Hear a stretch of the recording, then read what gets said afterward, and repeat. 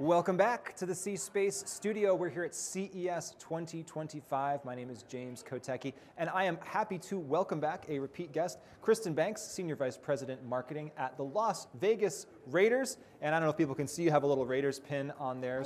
Welcome back to the C Space Studio. Thanks for coming back. Thank you. Thanks for having me. Okay, since we last talked, you didn't do much. You did host the Super Bowl in your stadium. Just that, yeah. Broad question, how was it to host the Super Bowl? Oh my gosh. Well, it's wild to think of even having a Super Bowl in Las Vegas, because years ago that would have been taboo. Yeah. Right? To now see sports and the city that with, gambling and casinos and all of the fanfare that happens in Las Vegas, to host the Super Bowl here was monumental for the city. So that was incredible to be a part of. And then just the spectacle that comes with it. After the dust settles, after the event, all the confetti's cleared, it's like it ended up generating $1 billion in economic impact to the city. Wow. And to think that you had a small hand in producing that is just incredible. Was there any particular moment that, I'm sure that's maybe in some ways a blur, right? But are there any particular moments or a moment that stands out? So the week of is crazy. I mean, there's so many events that happen. The NFL comes in. We also host a ton of community events. We gave over $500,000 in local grants to nonprofits here in the city. And to just see how all of that shows up, even leading into the game, is really wild. And so there was a moment where there was this family of four who were gifted tickets to the Super Bowl.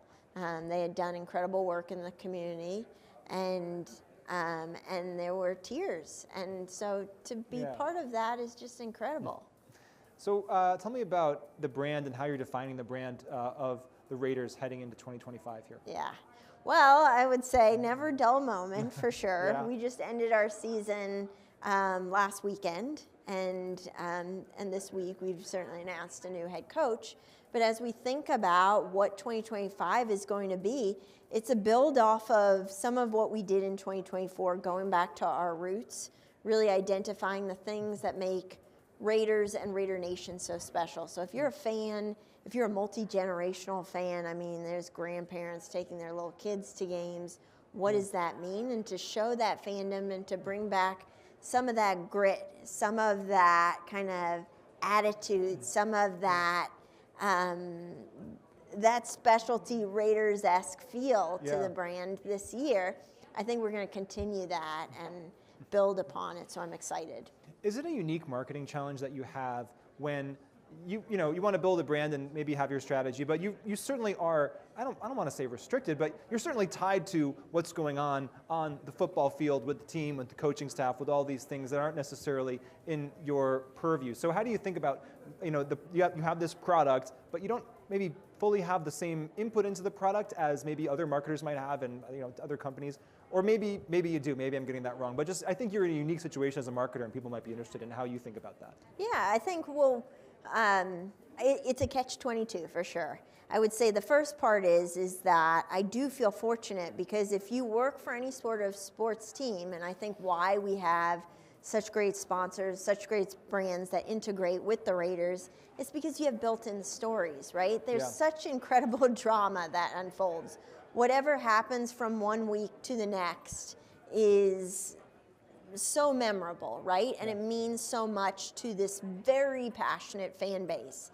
But the flip side of that also is that you have to be really careful and mindful that this means something that's so passionate to people, and that it's generations of fans that may have become, engaged in the Raiders, and so they're living, they're living and dying with what happens, and you're along for the ride, and so you're trying to maximize that lightning in a bottle and take it from week to week. And when we have the wins, we're going to celebrate them, and when we have the losses, we're going to pivot to talking about all the other great stuff that we're doing, whether it's in the community, whether it's also showcasing our incredible fans who show up no matter wins or losses.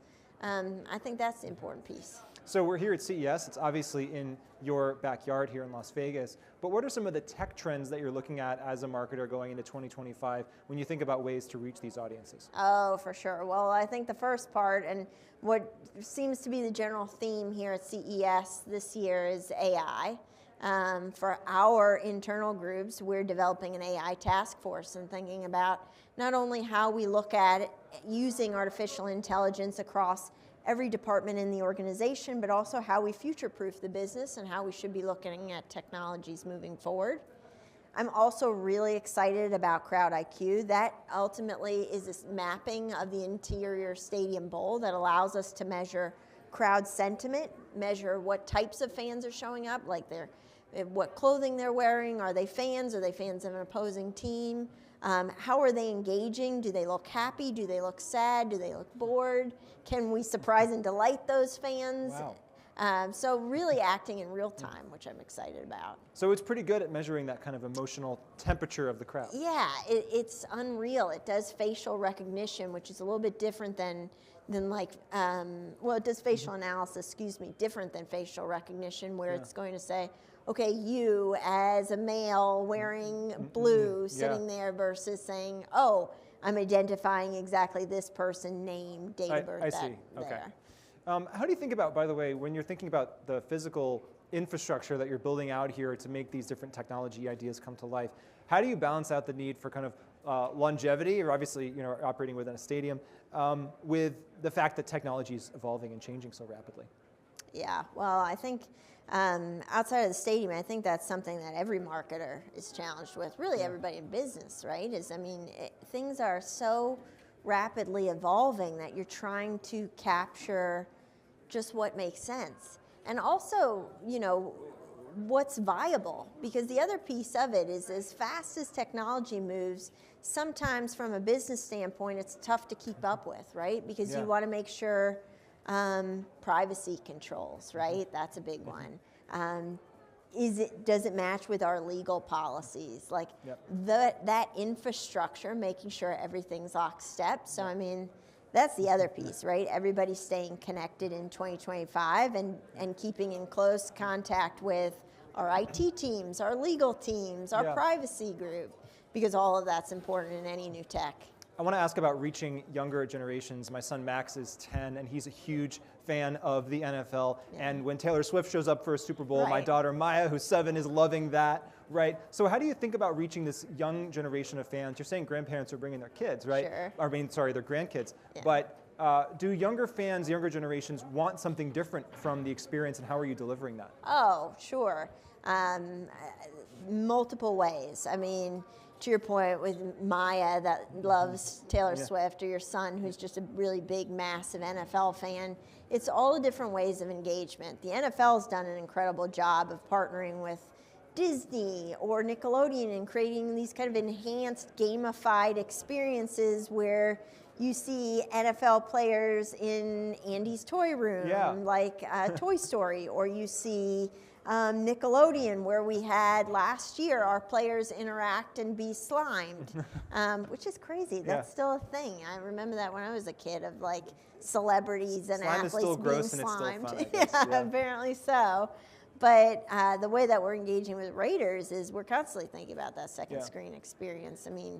Gone are the days of thinking about just what happens in the stadium, but it's how are people engaging at home? And not only that, but that they may not be watching a full game the whole time, right? So how do you create short form content? How do you create it in a fun and engaging way that's going to capture their attention, where, a 2 or 4 hour game is probably not.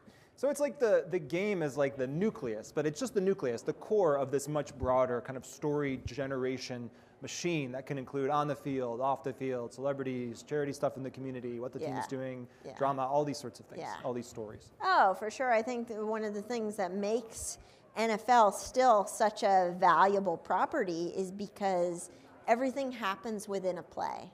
You could have a long-form game, but you have one play and a few seconds where you have just greatness that happens, and then that ends up becoming clip highlights, and you see touchdown dances, and you see fans such as Taylor Swift having a great time and their experience, and all of those become moments that are then shared weeks on end long after the game's over. Well, I think you've given us a few potentially viral moments in this interview, and I really appreciate your clippable thoughts, Kristen Banks, for the Las Vegas Raiders. Really appreciate your time today. Oh, thank you so much. Thanks for having me. And thank you so much for joining us here in the C Space Studio. We've got more to come. Don't go anywhere. I'm James Kotecki. This is CES 2025.